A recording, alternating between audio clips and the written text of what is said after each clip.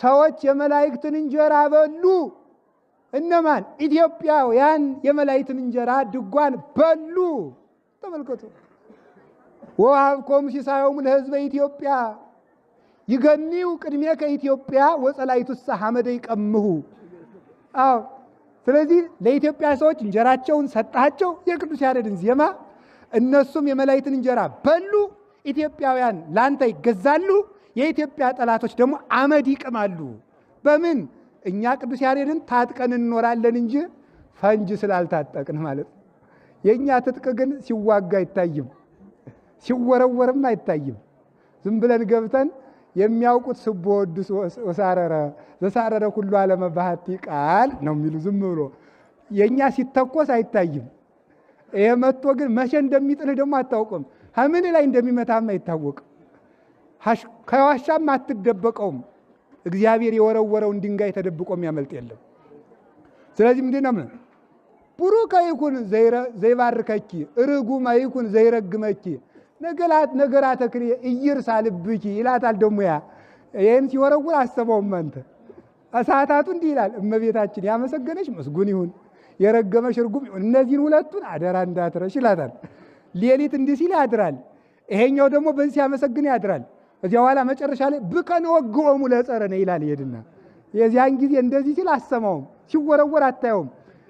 የኢትዮጵያ ድንጋይዋ የቅዱስ ያሬድ ዜማዋ፣ ሰዓታቷ፣ ቅዳሴዋ ይወረወራል። ማንን መቼ ራሱን ብሎ እንደሚጠለው እግዚአብሔር ያውቃል።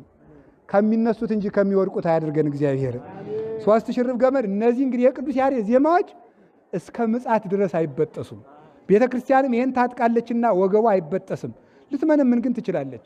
ይሄን ነው 3 ሽርብ ገመድ አይበጠስም። ይሄን ታጠቀና ቅዱስ ያሬድ ዜማውን አንቀበልም አሉ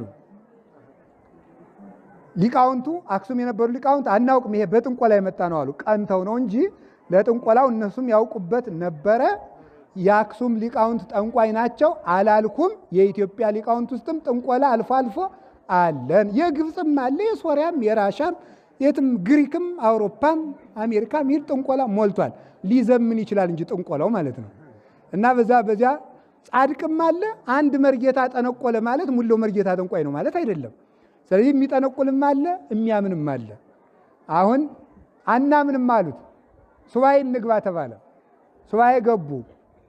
ህዳር 1 ቀን ሱባኤው ተጀመረ። 400 እግዚኦታ እየደረሰ ንጉሱም አለ ደረሰ። ከዚያ በኋላ ህዳር 6 ቀን ጌታችን መድኃኒታችን ኢየሱስ ክርስቶስ በዕለተ ዓርብ እንደተሰቀለ መስሎ በአክሱም ሰማይ ላይ ተገለጠ። የቅዱስ ያሬድ ዜማ እኔ ነኝ የገለጥኩለት ብሎ መሰከረለት። ዘበመስቀል ተቀነወ ብሎ አዜመ። ያን ጊዜ ሰብክ ወልዶ መድህነ ብሎ የተናገረም የዚያን ጊዜ ነው። በዚህ ጊዜ ምን ተባለ? ቃለ እግዚአብሔሩም ስብከት እንዲባል በቅቷል። ከዚህ የተነሳ ቅዱስ ያሬድ ዜማውን የጀመረ በአርያም ሲሆን አቋቋም ትምህርት እምርሰ ሳኔር ተምሮ ተብሎ ወየርሞን ተብሎ በቁስቋም ክብረ በዓል የሚጀመርበት ምክንያት ህዳር 6 ቀን ለቅዱስ ያሬድ የዜማው እውነተኛነት ከሰማይ ምስክር ያገኝበት ቀን ስለሆነ ነው። ተመሰከረለት። ቅዱስ ያሬድ ሰው መስክሮለት የተረጋገጠና የተቀበልነው ቅዱስ ሳይሆን የተሰቀለው መድኃኔ ዓለም መስክሮለት ቤተክርስቲያን ውስጥ የከበረ ቅዱስ ነው። ዜማውንም መድኃኔ ዓለም ነው የመሰከረለት። የዚያን ጊዜ አማን በአማን ብለው ተቀበሉት። ሲዘም ቅዱስ ያሬድ ሲዘም አፄ ገብረ መስቀልም በዘንጋቸው በጦራቸው ሲዘሙ ባያውቁትም ማለት ነው። ዝም ብሎ አብሮ የሚያጫፍራል አይደል? እንደኔ ማለት ነው። ዝም ብሎ የሚያጫፍር ዝም ብሎ እሳቸው አብረው ዝም ብሎ ሲዘሙ አንዳንድ ጊዜ እኮ ያወቀ ሊቅ ቀለምን ሲለው እኛ ሁሉ ያወቅን አይመስላችሁ? ይመስላል እኮ በእውነቱ ማለት ነው። ከበሮ በሰው እጅ ሲያዩሽ ሲያዋት ታምር ሲይዟት ታደናግር እንደሚባለው ማለት ነው። እዛ በኋላ ቅዱስ ያሬድ ስለው የምንለው ነው የሚመስለን። እንዲሁ ባለሙያ ሲይዘው የምንለው ይመስለናል። እዛ በኋላ አብሮ ሲዘሙ እሳቸው ምን አሉት? እግሩን ወጉት። ቅዱስ ያሬድ አንድ በተመስጦ አንድ ቃለ እግዚአብሔር በጦርም እንኳን ቢሆን አይቋረጥም ብሎ ይላሉ ሊቃውንቱ። በጦርም ቢሆን ቃለ እግዚአብሔር አይቋረጥም ብሎ አሁን ዛሬ አማይሌት ላይ ሄሎ አው ጀምረናል 5 ሰዓት ላይ ደውልልኝ መልሰ ይላል አማይሌቱ። ያሬድ ጦር እየወጋው ያላቋረጠውን ዝማሜ አንተ ስልክ ደውሎልህ ታቋርጠዋል። ችግሩ ይሄ ነው ማለት ነው። እሱ ግን ጦር ተወግቶ ቃለ እግዚአብሔር ክቡር ነው። አባ በጸሎተ ሚካኤል ቅዳሴ እየቀደሱ ጊንጥ ነድፏቸው ቅዳሴው እስከሚያበቃ ድረስ ጊንጡ ላይ እጃቸውን ወደ ጊንጡ ሳይሰዱ ነው የጨረሱት። ወሎ ውስጥ የነበሩት አባ በጸሎተ ሚካኤል አባ ጊዮርጊስ ገዳም ዘጋስጫ ባልንጀራ የነበሩት እሳቸው መጨረሻ ላይ ቅዳሴውን ሲጨርሱ ያለ መጠን ደም ፈሷቸው ሲነበሩ ወደቁ። ግን በተመስጦ ግን አላይም አልነካም። አሁን እኛ ራሳችን ስንሟጥጥ እያስቀደስን ማለት ነው። ሄሎ ስንል እንዲያው ውስጡ ለቄስ አንዳንዱማ ፎቶ ቅዳሴ ላይ ቀጭ ሰልፊ ቀጭ አድርገዋል ማለት ነው። አምሮብኛል እንዴ ነው መስታወት በሱ አሁን ይሄ ነው ችግሩ ማለት ነው። ቅዱስ ያሬድ ጦር ወግቶት እንኳን የማያቋርጥ የማይናወጥ ይውላችሁ ማይ ብዙ እይቅ አጥፎታ ለፍቅር ወአፍላ ግን እያንቀለቅልዋ ፍቅርን የወንዝ ፈሳሽ ማይበል ወንዙ ተሰብስቦ ቢፈስ የፍቅርን ዛፍ አይነቅላትም። ቅዱስ ያሬድ ከቤተ እግዚአብሔር የተተከለ እውነተኛ የቤተ ክርስቲያን ዛፍ ስለሆነ ጦር ሳይነቅለው እግሩን ዝማሬውን ያደርስ ነበረ። ይሄንን አድርሶ አላጽ የገብረ መስቀል ሲያበቃ ማህሌቱ እግሩ እየደማ ካሳ ምን ልስጥህ የወጋውን ካሳ የገቡልኝ ቃል ኪዳን ላያጥፉ ማሉ እንግዲያማ ወደ ገዳም ይስደዱኝ አላቸው። የመንግስቴን እኩሌታ ቢሆን እሰጥሃለሁ ብለውት ነበረ። ወደ ገዳም ይስደዱኝ አለ። ወደ ገዳም መጣ። ከቃሉ ጋር ናችሁ? ከቃሉ ጋር ናችሁ? ወደ ገዳም ሲመጣ አራቱን ደቀ መዛሙርት አስከትሎ ሲመጣ የአክሱም ሊቃውንት በሙሉ እያለቀሱ እስከ ተከዜ ተከትለው ሲሉ ሰላም ነሳይነ ሰላም ነሐደግነ ለክሙ የሚለውን ጸፋላቸው። ያንን ጸፍቶ ጸንጽሮ በሉ ሂዱና ሰንብቱ ብሎ ሰደዳቸው። የማህሌት መጨረሻ ሰላም የሆነበት ምክንያት ይሄ ነው። አንደኛ የነገር መጨረሻው ምንድን ነው? ሰላም በሉ እንጂ ቄሱ መጨረሻ ላይ ቀድሶ ሲያሰናብተን ምንድን ነው የሚለው? ቄሱ ነው ያልኩ ፊት ሰላም ለኩልክሙ ብሎ ተመልከቱ።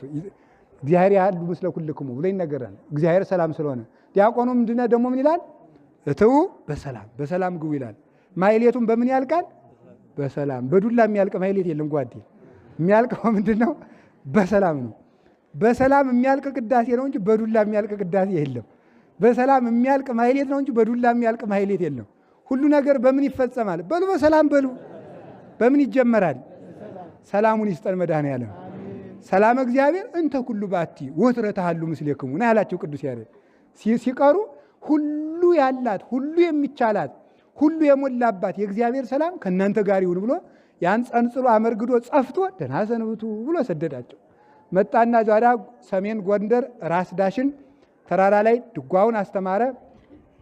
አቡነ አረጋዊ ጋር እየዞሩ ጣና ቂርቆስ መጥተው 2 ዓመት ተቀምጠዋል። ቅዱስ ያሬድ ድጓ እያስተማረ 2 ዓመት ከአቡነ አረጋዊ ጋር ጣና ቂርቆስ ተቀምጧል። ርዕሰ ገዳማቱ አድባራት ጣና ቅዱስ ቂርቆስ። ከዚህ ወጥተው ደግሞ ቤተልሔም ሂዷል። ዙራ አባ ሂዶ ደግሞ ዝማሬውን አስተምሯል። ዝማሬው ስለ ቁርባን ነው።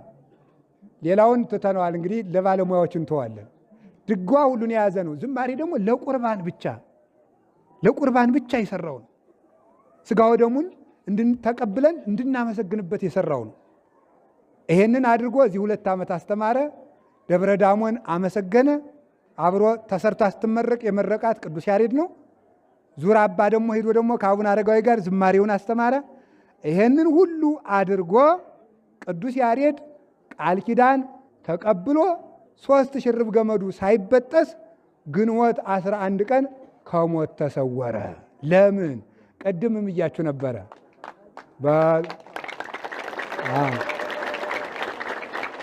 ሰው በሉ፣ ሰውነት በሉ፣ ሃይማኖት፣ ምግባር ይበጠሳሉ አይበጠሱም? ቅዱስ ያሬድ ንጹሕ ሰው ነው አይደለም? ሃይማኖት የለውም አለው? ምግባር የለውም አለው? ተበጠሰ? ምን አረገ? ሞት ሳይበጥሰው የእድሜውን ገመድ ሞት ሳይበጥሰው ከሞት ተሰወረ። ሞት ያልነካው ለምን? 3 ሽርብ ገመድ ነው ቅዱስ ያሬድ።